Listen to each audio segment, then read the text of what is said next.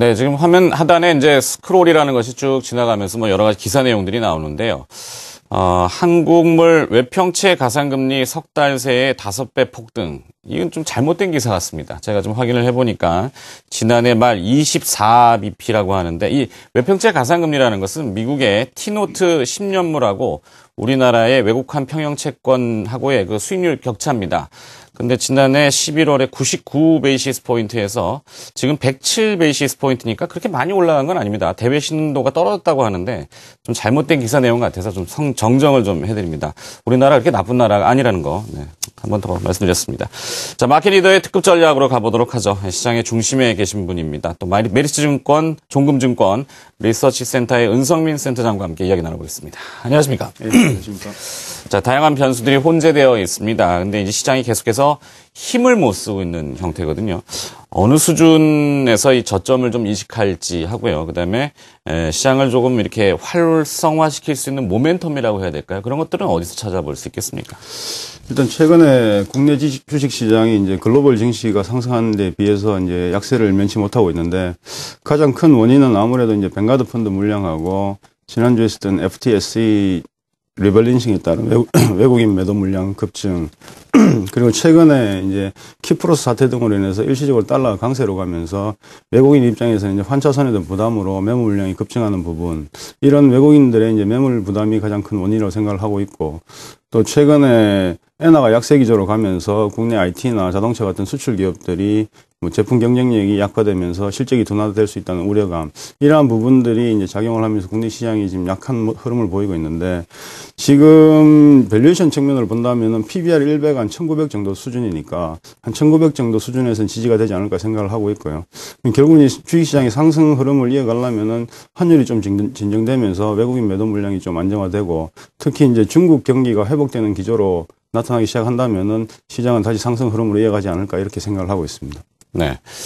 자, 이 여러 가지 노출된 우리한테 영향을 주는 재료들, 악재라고 해야 될까요? 그럼 노출이 됐으니까 뭐 시장 가격에는 이미 거의 다 반영이 됐다고 보는데도 외국인 투자자들은 매도를 아직은 멈추지는 않고 있습니다. 네.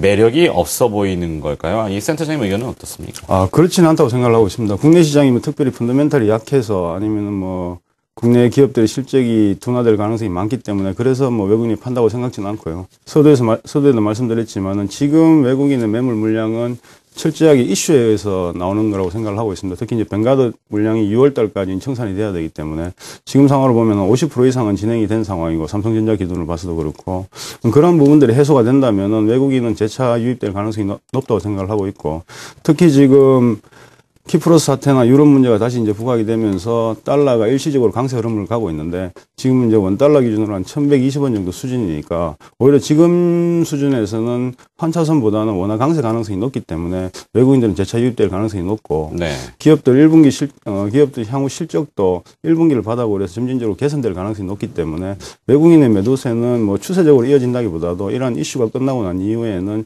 재차 국내 증시로 유입될 가능성이 높지 않느냐 이렇게 판단을 하고 있습니다. 네. 자, 펀더멘탈의 문제가 아니라 일시적인 어떤 그 변수에 따라 조금 정체되어 있는 상태다. 이 외국인 투자자들의 매매가 이렇게 평가를 해주셨습니다. 최근에 이 달러원 환율의 상승으로 뭐 수출 기업들, IT나 자동차 업종의 이익이 소폭 개선되는 움직임도 일부 보이고 있다고 하고요. 아까 관세청에서 그 2월달 수출 동향을 3월달 수출이죠. 3월 20일까지 집계를 했는데 무역 적자는 16억 달러. 전년 동기 대비해서는 3%가 오히려 수출이 증가했다고 그래요. 그리고 월간 기준으로 이제 정산을 해보면은 지난해에도 조금 그러니까 같은 기간에 보면은 한 20일까지는 적자였다가 월말에 가면 쫙 늘어가지고 흑자로 전환되는 이런 힘들을 보여주지 않습니까? 환율이 조금 수출 기업에는 도움이 좀 되는 것 같은데 이것이 기업들의 이익 전망치를 상향할 수 있는 그런 요소가 되지는 않나요? 일단 지금처럼 원화가 어느 정도 한 1,100원 이상에서 유지가 된다면은 국내 기업들의 이제 실적이 좀 더 상승할 수 있다고 생각을 하고 있고요. 근데 이제 중요한 변수는 원달러도 중요하지만은 결국은 이제 엔화 약세인데 엔화 약세가 지금 이제 95엔까지 이루어진 상황이고 일본에서는 추가적인 양적 완화 정책 시행 가능성도 제기되면서 이제 엔달러가 한 100엔까지 상승할 수 있다 이런 이제 전망들이 나오고 있기 때문에 그러한 부분들이 좀 일시적으로 부담으로 작용하는 건 사실인데 지금 시장이 전반적으로 보면 환율에 의해서 굉장히 민감하게 반응을 하는 모습을 보이고 있는데 국내 기업들이 이제 대부분 수출 기업이다 보니까 그러한 요인들을 배제할 수는 없겠지만은 전반적으로 국내 기업들이 지금 해외 쪽에 이제 소싱을 많이 하고 있는 상황이고 과거와 같이 환율에 대한 영향도는 굉장히 낮다고 생각을 하고 있습니다. 특히 뭐 자동차나 IT 같은 경우에도 지금 제품 경쟁력이나 가격 경쟁력이 굉장히 높아진 상황이기 때문에 환율에 대한 영향에 대해서는 너무 지나치게 반영할 필요는 없지 않느냐 이렇게 판단을 하고 있습니다. 네. 자, 뭐 시장 전문가이시다 보니까 업계 분들하고 이제 정보 모임도 사실 하죠. 많이 하시는데 요즘 그 정보 모임에 저도 많이 다녀보면은 반도체 얘기들 많이들 하시더라고요. 이 반도체 특히 모바일 D램이라고 하는 것이 PC가 없이도 요즘 반도체 가격 확 뜨는데 보면 그건 어떻게 좀 보십니까? 그거는 굉장히 이제 구조적으로 많은 변화가 있다고 생각을 하고 있고요. 이제 뭐 갤럭시 S4도 출시가 되는 상황이고 이제 핸셋도 이제 플렉스블 쪽으로 진화되고 있는 상황이기 때문에 모바일 D램에 대한 수요는 계속해서 늘어날 수 있다고 생각을 하고 있고 특히 이제 D램 같은 경우에는 이제 공급 측면에서는 이제 치킨 게임에서 이제 어느 정도 승자가 가려진 상황이고 공급 조절이 일어나고 있는 상황이기 때문에 수요는 강하고 공급은 지금 부족한 상황이기 때문에 D램 가격 상승은 추세적으로 좀 더 이어지지 않을까 그런 측면에서 본다면은 IT 기업들의 이익은 향후 전망이 좀 밝지 않느냐 이렇게 판단을 하고 있습니다. 네. 자, 그러면 자동차 쪽도 이야기를 좀 해봐야 되는데요. 아무래도 일본하고의 경쟁 구도를 뭐 우리 누구나 대부분 다 알고 있지 않습니까? 미국 내 현재 판매를 보면은 일본 차들, 도요타나 혼다가 점유율 1위를 다시 또 하고 있고요. 우리 현대차, 기아차 앞으로 주가는 싸다고 자꾸 그러는데 영 힘을 못 쓰고 있어요. 어떻게 보세요?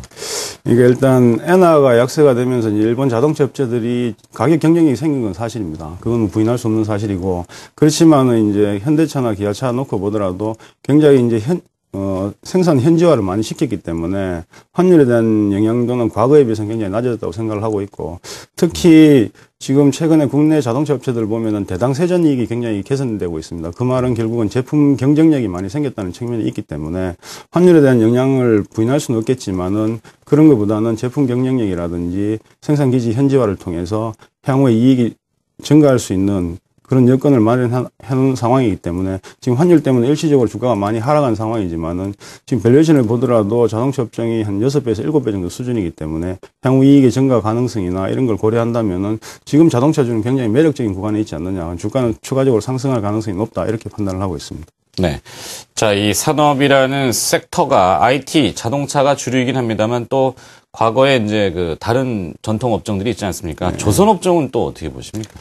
조선 업종이 사실은 2007년 8년도에 중국 그 커머디티 버블 때 이제 빅사이클 이후에 최근 한 3, 4년 계속해서 이제 하락 사이클로 접어든 상황인데 지금 최근에 보면은 선박 금융시장이 새롭게 조금 부각이 되고 있는 상황이고요. 국내에서도 선박 펀딩에 자금 지원을 하고 있는 상황이고 해외 메이저 업체들도 메이저 금융기관들도 이제 선박 금융에 새롭게 참여하는 상황이고 최근 한 2, 3년 동안에 발주가 없었기 때문에 선박 공급량도 생각보다 빠르게 지금 줄고 있는 상황이고 그런 측면에서 본다면 더군다나 하반기에 미국이나 뭐 중국 같은 G2 국가를 비롯해서 글로벌 경기가 점진적으로 좀 회복되는 상황이라고 본다면은 하반기에는 상선 쪽에서도 발주 가능성이 좀 높다고 생각을 하고 있습니다.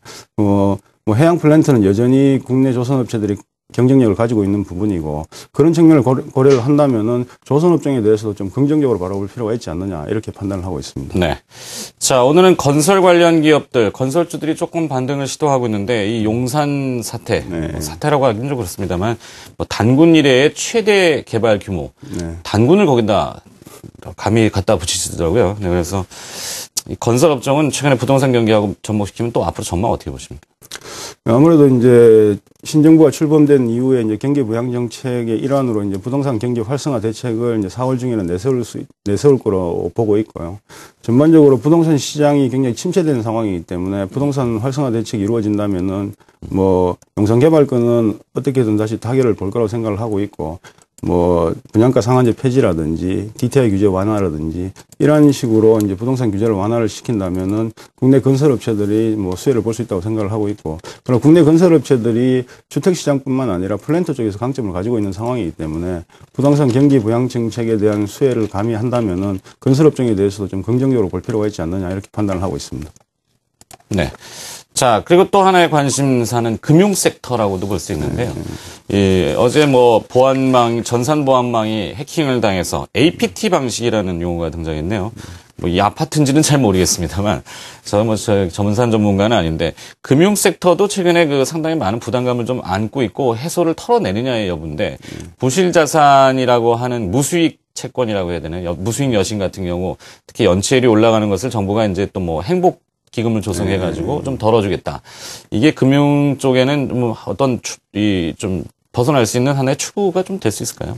그래서 그런 대책 자체가 크게 영향을 미치지 못할 것 같고요. 결국 이제 금융주라는 거는 글로벌 금융위기에 대한 여파도 있는 거고, 특히 국내 가계 부채에 대한 부실 우려감, 이러한 부분들을 이제 떨어낼 수 있느냐, 이게 가장 큰 관건이라고 생각을 하고 있는데, 그러한 부분도 좀 전에 말씀드렸지만은 결국은 이제 부동산 시장이 회복되면서 그러한 가계부채에 대한 부실률, 이런 부분들이 좀 줄어들 수 있다면은 뭐 금융주에 대해서는 좀 긍정적으로 볼 수 있지 않을까 생각을 하고 있고, 지금 나온 대책 가지고는 금융주에 대해서는 크게 메리트를 찾기는 좀 어렵지 않느냐, 이렇게 보고 있습니다.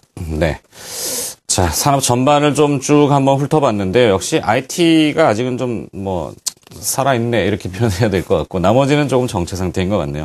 외국인 투자자들의 그 변화를 잘 한번 또 체크하시면서요, 정리를 좀 해봤습니다.